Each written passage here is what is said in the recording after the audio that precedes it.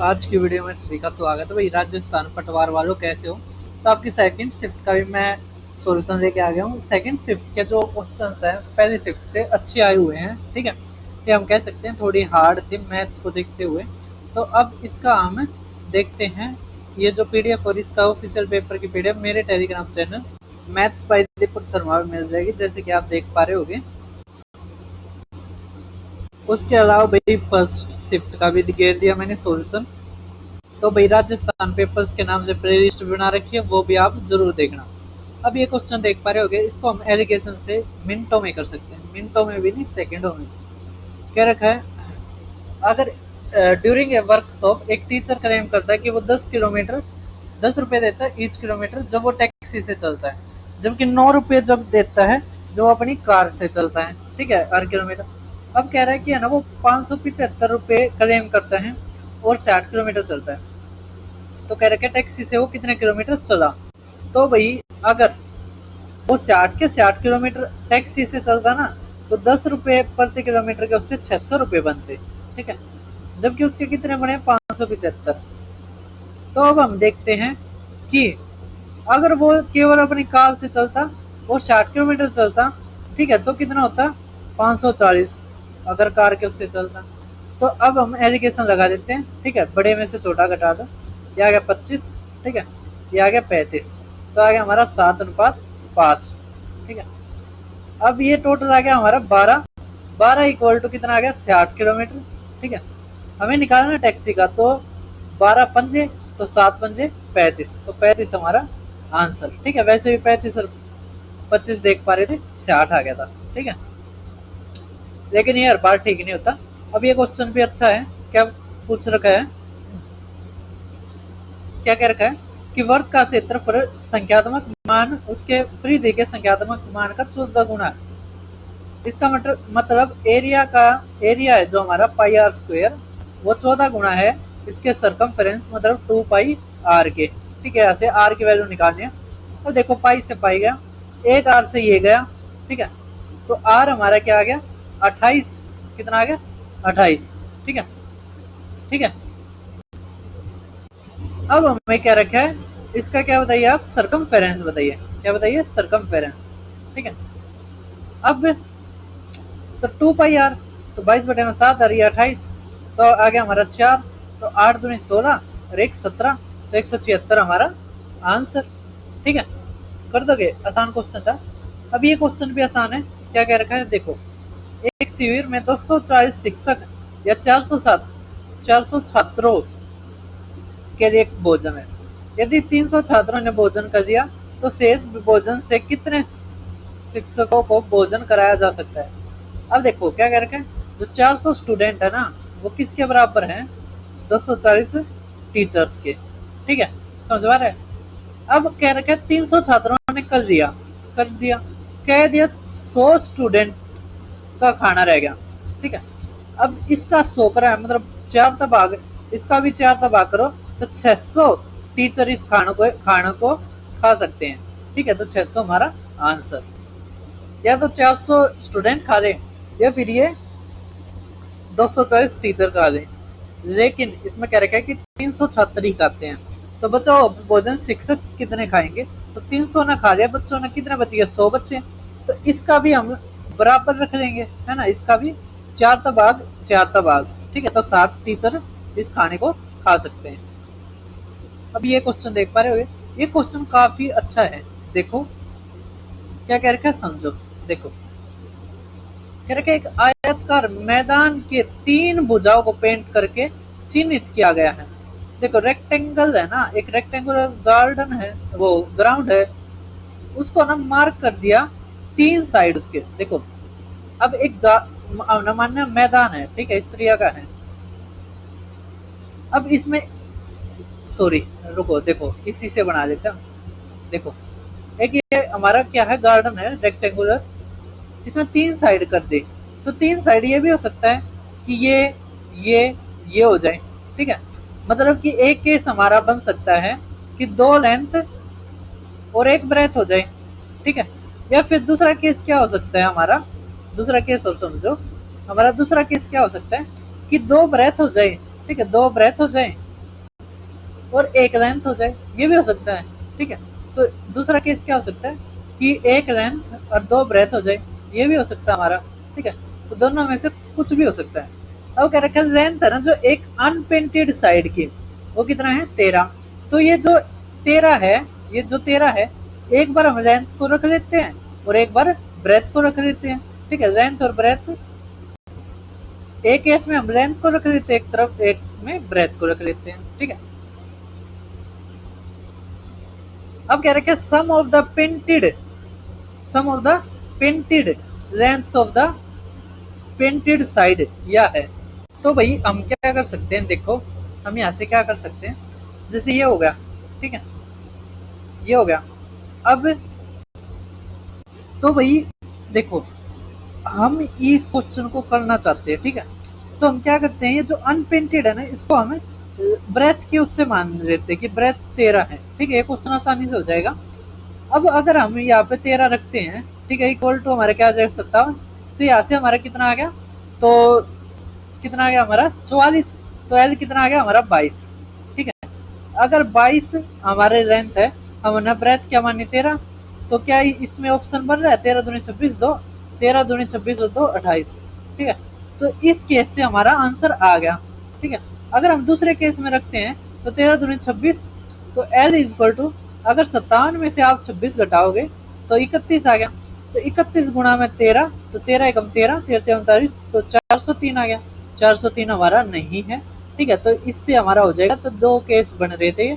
ठीक है, तो जो अनपेंटेड है ना उसको हम ब्रेथ मान लेते हैं, तो इससे हमारा ये क्वेश्चन हो जाएगा। काफी अच्छा क्वेश्चन पूछ रखा था। अब देखते हैं हम नेक्स्ट क्वेश्चन को। अब आप देख पा रहे हो वाटर टैंक, रेक्टेंगुलर टैंक में इतना है। ठीक है, अब कह रखा है कितना टाइम लगेगा टैंक को खाली करने में पाइप के द्वारा, जिसका स्क्वायर क्रॉस सेक्शन एरिया इतना सेंटीमीटर। अगर इसको मीटर में बदलोगे तो 100 भाग देना पड़ेगा, तो 0.20 मीटर आ जाएगा। ये किलोमीटर में है, तो इसको मीटर में बदलो तो 5000 मीटर पर घंटा। ठीक है, एक पाइप इतना इतना। ठीक है, अब ये 40 गुणा में 30 गुणा में 65 है ना, बटे में ये 10 आ जाएगा, गुणा में ये 20 है, ऊपर 100 चला जाएगा, गुणा में। अब देखिए, देखो ये स्क्वायर क्रॉस सेक्शन एरिया है। ठीक है, इस कारण हमने 0.20 लिया है, गुणा में 5000। बस अब यहाँ से देखिए, 3 जीरो से 3 जीरो गई, 1 जीरो से ये गया। ठीक है, 4 से ये 5 गया। ठीक है, 5 से हमारा क्या गया, तो भाई देखो ये वॉल्यूम था हमारा। ठीक है, हमने केवल साइड देखी है, तो एक बार और कर देंगे तो हमारा क्या आ जाएगा, ये तो एरिया है ना, और गुणा में ये। ठीक है, तो सेंटीमीटर क्यूब मीटर क्यूब हो जाएगा, तो वॉल्यूम हो गया, तो 20, ये ऊपर 100 आ जाएगा। ठीक है, तो अब देखो ये 5 से ये गया, ये 5 से ये गया, इस 5 से ये आ गया 13 है ना, तो 13 तिया 39, तो 39 घंटे आ गए, क्योंकि मीटर पर घंटा था ना, तो घंटा ऊपर चला गया, तो 13 घंटे हमारा आंसर। ठीक है, 39 घंटे हमारा आंसर। तो काफी अच्छा क्वेश्चन था। अब देखिए नेक्स्ट क्वेश्चन, करके 60% ऑफ ए नंबर अगर ऐड कर दिया जाए 60 में, तो हमारा रिजल्टेंट नंबर खुद आ जाता है। अब 60% में क्या जोड़ोगे, 40% है ना, और उसकी जगह आपने 60 बदल दिया, तो मतलब 40% ही हमारा 60 है। कह रखे नंबर बताओ तो 100% निकालना है, तो 100 बटे में 40 है ना, तो 0 तो 0, ये 25 25 सिक्का 150 हमारा आंसर। ये बहुत ही ज्यादा आसान होता है। ठीक है, पता नहीं है क्यों पूछ रहे हैं इसमें। कह रहे एक लिक्विड को अगर चेंज कर दिया जाए सॉलिड फॉर्म में, तो वॉल्यूम हमारी 25% बढ़ जाती है। अगर पहले 100 थी, अब 25 बढ़ के 125 होगी। कह रहे अगर सेम सॉलिड को दोबारा लिक्विड में चेंज कर दिया जाए, मतलब पिछले उसमें कर दिया जाए, तो परसेंटेज कितनी डिक्रीज होगी, तो 25 डिक्रीज होगी। किसके ऊपर, 125 के ऊपर, गुणा में 100%। तो काफी अच्छी लैंग्वेज बनाई है। तो हमारा क्या आ गया 20%। अब देखिए नेक्स्ट, कह रहे एक सम ऑफ 8000 ऑन सिंपल इंटरेस्ट 9600 हो जाता है 5 साल में, सर्टेन रेट ऑफ इंटरेस्ट। तो अगर रेट ऑफ इंटरेस्ट हम डबल कर दिया कर दें तो सेम सम 6 साल में कितना हो जाएगा। तो काफी अच्छा क्वेश्चन है। देखो सिंपल इंटरेस्ट है, कितना हमारा इंटरेस्ट आ गया 1600 गुणा में 100 बटे में 8000, कितना साल 5 साल। यहाँ से हमारा रेट ऑफ इंटरेस्ट आ जाएगा। देखो 3 जीरो से 3 जीरो गई, 8 से काटोगे 8 पंजे 40, ये 4 तो 4% आ गया। ठीक है, कह रखा है दुगुना मतलब 8%, तो 8000 गुणा में 8% है ना, गुणा में 6 साल, तो 6 48 है ना, तो 4800 जोड़ देंगे तो कितना आ गया 12800। रुको रुको रुको भाई साहब रुको, देखो यहाँ से हमारा सिंपल इंटरेस्ट आ जाएगा। ठीक है, कितना आ गया 0, या 8 8 64, 6 तक करोगे तो 6 चौक 24, 2 6 6 36 और 2 38, इतना आ जाएगा। इसमें 8000 जोड़ोगे तो 8 4 और ये 11, ठीक है, तो सी ऑप्शन हमारा आंसर 11840। अब देखो अब ये क्वेश्चन काफी अच्छा है कंपाउंड इंटरेस्ट का। क्या करेगा 4420 एक्स और वाई के बीच इस तरह विभाजित करना 6 वर्ष के अंत में एक्स को प्राप्त राशि 8 वर्ष के अंत में वाई को प्राप्त राशि के बराबर हो जब चक्रवृद्धि ब्याज की दर 10% प्रति वर्ष हो।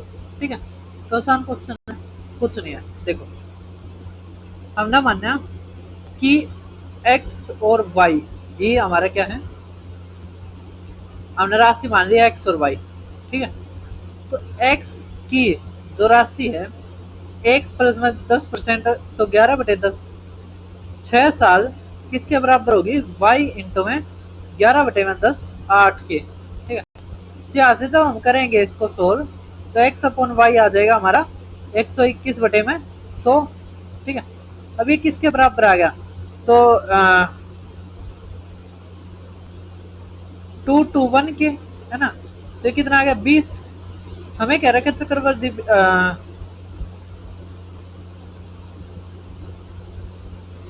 अच्छा दोनों के निकालने हैं, तो इसका 20 से करेंगे तो 24 2 0 है ना, और ये 2000, तो ये हमारा आंसर। ठीक है, कर दोगे। अब देखिए नेक्स्ट क्वेश्चन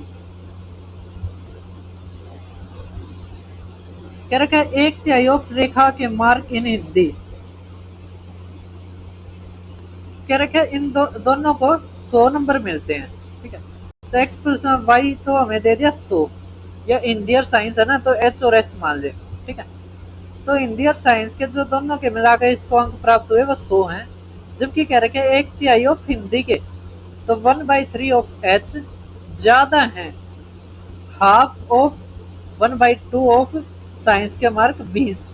ठीक है, अब एलसीएम ले लो तो 2h माइनस में 3s इक्वल टू 120। ठीक है, अब क्या करो 3 से गुणा कर दो, 3 3 3, तो अब जोड़ दो तो आ गया 5h इक्वल टू 420।